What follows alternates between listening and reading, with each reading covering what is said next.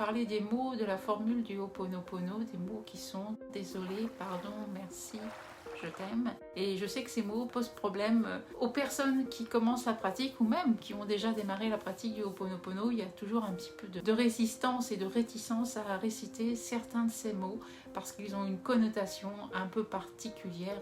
Bien sûr, lié à notre culture, lié à notre éducation. Et j'ai posé la question sur ma page Facebook il y a quelques jours en demandant quels étaient les mots qui vous dérangeaient le plus dans cette formule. Et certains m'ont répondu que c'était plutôt le mot pardon ou alors le mot désolé avec lesquels c'était vraiment compliqué, surtout quand on doit les dire, quand on est dans un conflit, une dispute, etc. Donc c'est vrai que c'est pas toujours évident de sortir ces mots. Même moi au début, j'ai eu un petit peu de mal. Ce mot désolé, il est vraiment là pour nous mettre en conscience, pour nous faire revenir ici et maintenant. Et je dirais que c'est tant mieux s'il vous dérange, c'est tant mieux si ça vous chagrine de dire ce mot-là, parce que ça signifie qu'effectivement, qu'au moment du conflit ou de la mauvaise nouvelle, ou quelle que soit la situation que vous viviez, vous n'étiez pas véritablement présent ici et maintenant. Ce qui vous arrive aujourd'hui est une espèce de choc, de claquement qui vous fait revenir au présent. Et le désolé, il est là dans cette formule pour signifier que oui, c'est vrai, désolé, j'étais pas consciente, j'étais pas ici et maintenant, je n'étais pas reliée à l'instant. Mais maintenant, ça y est, je suis réveillée, je suis là, consciente de ce qui se passe ou consciente de ce qui arrive et je reviens dans l'instant. Ce choc me permet de revenir ici et maintenant. Pourquoi revenir dans l'instant ? Pourquoi insister sur cette notion d'être conscient ici et maintenant ? Parce que quand on est dans un conflit, quand on est dans une situation difficile, être dans l'instant, c'est compliqué. On a plutôt envie de fuir le présent, on a plutôt envie de se dire non, non, non, je veux pas ça, on a envie de se mettre un peu la tête sous la couverture.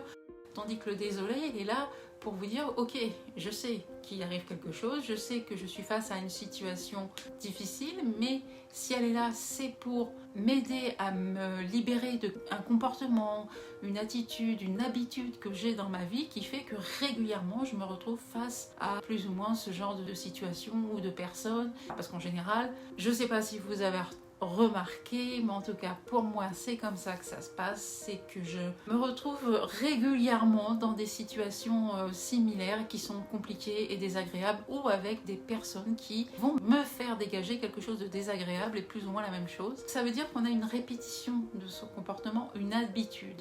Et revenir à l'instant présent permet de changer cette habitude, de se créer une nouvelle attitude, de se créer un nouveau mouvement pour le futur, pour son avenir. L'autre chose aussi, c'est qu'en revenant au présent, on n'est plus du tout en train de ruminer le passé ou de s'angoisser sur le futur. Et c'est ça en fait qui fait qu'on n'est pas relié à l'instant présent. C'est parce qu'on est toujours en train de s'angoisser pour quelque chose qui n'est pas arrivé ou de ressasser des histoires qui sont déjà terminées et sur lesquelles on ne peut pas revenir. Donc désolé, ce mot est vraiment pour vous remettre ici et maintenant parce que c'est là que vous allez pouvoir intervenir, parce que c'est là que vous allez pouvoir changer votre attitude et qu'il est temps de la transformer. Ensuite, le mot pardon. Au démarrage, c'est vrai que là aussi je tiquais un petit peu parce que le pardon, pour moi, ça avait une connotation extrêmement négative où il fallait se soumettre à la fatalité, alors qu'en réalité, c'est pas du tout le cas dans la pratique du Ho'oponopono, en tout cas tel que je l'ai compris avec les années, tel que je l'ai assimilé. Ce pardon, on va l'accorder à la personne qui se met régulièrement dans l'embarras, cette personne qui a cette mauvaise habitude ou qui a toujours cette croyance ou cette mémoire et qui se comporte toujours de la même façon devant un type de personne ou d'événement. Donc ce pardon, on va se l'accorder à soi. En fait, il faut entendre « je me pardonne ». Je me pardonne d'avoir conservé ce schéma comportemental qui fait que je me retrouve régulièrement mal à l'aise avec ce genre d'individu ou alors j'ai l'impression d'être toujours dans la malchance, d'avoir toujours des mauvaises nouvelles, d'avoir toujours des choses négatives qui m'arrivent dans ma vie. Je me pardonne de me sentir victime, je me pardonne d'avoir vécu des choses difficiles par le passé. et de ne pas apprécier forcément ce qui arrive aujourd'hui. Je me pardonne d'angoisser pour le futur alors que je ne sais pas encore ce qui va se passer, mais c'est juste la peur de l'inconnu. Donc ce pardon, il est pour vous. Pour certains, ça peut être compliqué de dire ce pardon, parce qu'on se dit que bah voilà, on lance la formule désolé, pardon, merci, je t'aime, alors qu'on est peut-être agressé par une personne, ou le collègue qui nous répond de façon assez agressive également, on n'a pas envie de le pardonner son attitude. En fait non, vous allez commencer par vous pardonner de vous sentir victime de cette agressivité que vous recevez, vous allez vous pardonner d'avoir cette habitude de comportement qui fait que vous vous retrouvez régulièrement face à ce type de personnage. Une fois que ce pardon sera intégré, que vous aurez plus ou moins l'habitude de le recevoir parce que vous aurez pris l'habitude de répéter désolé, pardon, merci, je t'aime, eh bien vous allez pouvoir ensuite le donner à l'autre.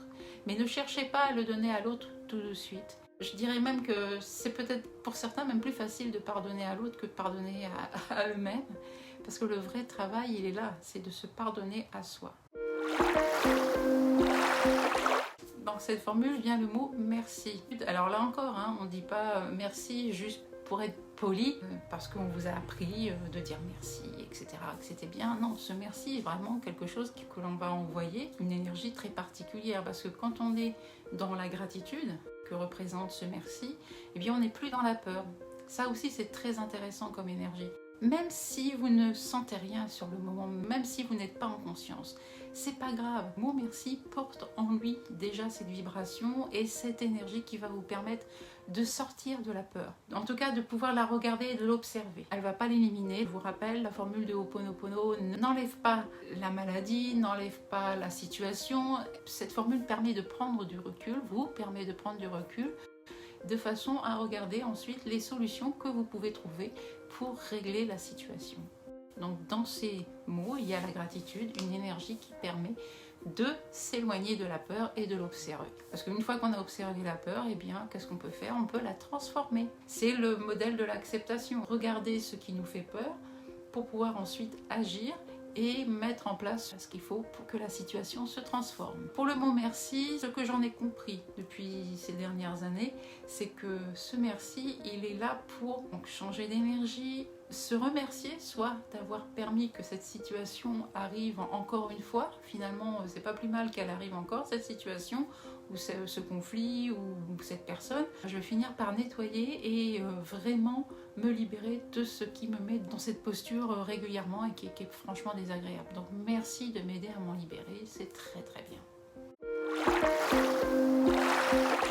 On arrive au mot « je t'aime », ce fameux mot que j'ai eu beaucoup de mal à accepter. Mais comme pour beaucoup de choses, lorsque j'ai des résistances, eh bien j'insiste. Plutôt que d'avoir un a priori sur quelque chose que tu connais pas, eh ben vas-y Nathalie, va voir ce qui se passe, mets-le en place. Ce je t'aime, au début je l'ai récité comme ça. Je répétais désolé, pardon, merci, je t'aime, comme ça, sans sentir quelque chose de particulier, et en même temps je n'avais pas tellement envie de sentir parce que ce je t'aime il me dérangeait un peu, et c'était très bien parce que s'il dérange c'est qu'il y a besoin de le prononcer. Effectivement, le je t'aime, je l'ai dit jusqu'à comprendre à quoi il servait, quel était l'intérêt de dire ce mot. Alors ce je t'aime, il est pour vous, c'est sûr. Il est là pour aider la personne qui se trouve dans une situation difficile, dans une situation conflictuelle, qui vient de recevoir une mauvaise nouvelle. Cette personne-là, c'est vous. Et là, à ce moment-là, vous avez besoin de recevoir cet amour. Ou en tout cas, vous avez besoin de vous y connecter pour éviter d'entrer dans la colère, ou dans la peur, ou dans le chagrin. En tout cas, cette énergie d'amour, elle va vous aider à nettoyer et à faire en sorte que la mémoire qui était à l'origine de tout ça, elle disparaisse pour toujours. Le je t'aime, il est important parce qu'on ne peut pas donner de l'amour si on n'en a pas déjà reçu. Parce que c'est très facile de dire je t'aime à son enfant, à ses parents, à ses amis, mais c'est très difficile de le dire à soi aussi. Et pourtant, la personne qui en a vraiment besoin, c'est vous. Et si vous voulez transmettre cet amour à vos proches, eh bien, il faut déjà en être incarné, en tout cas en avoir les vibrations, en être déjà imprégné. Vous ne pouvez pas donner ce que vous n'avez pas. C'est important que vous ayez déjà ça en vous, parce que ce qui va se passer ensuite, c'est que vous allez irradier, vibrer de cette énergie. C'est pas quelque chose que vous allez extirper de vous et le donner à l'autre, c'est quelque chose que vous allez faire monter progressivement en vous, en récitant cette formule pour ensuite devenir cet émetteur d'énergie pour les autres. C'est comme ça que ça fonctionne. Là encore, il a fallu que je pratique longtemps, que je répète ces mots avant de ressentir cette vibration et de comprendre qu'en fait, je n'avais pas à forcer, je n'avais pas à essayer de absolument m'aimer, parce que là, c'est le mental qui rentre en ligne de compte. Quand on dit je t'aime, on ne parle pas à son apparence extérieure, on parle à cette connexion, à cette part de soi qui est là et qu'on n'écoute pas ou peu. Et ce je t'aime est là pour réveiller cette part de soi, cette conscience de soi, le soi avec un grand S. Quelles que soient vos actions passées, quelle que soit la façon dont vous voyez, ça n'a rien à voir, ce je t'aime. Il ne s'adresse pas à votre mental, il ne s'adresse pas à votre ego, il s'adresse vraiment à votre cœur, ce je t'aime. Il est là simplement pour vous aider à ouvrir votre cœur. Un exercice très sympathique à faire qui m'a permis aussi de comprendre à quoi servait ce je t'aime, c'est l'exercice de Louise Hay.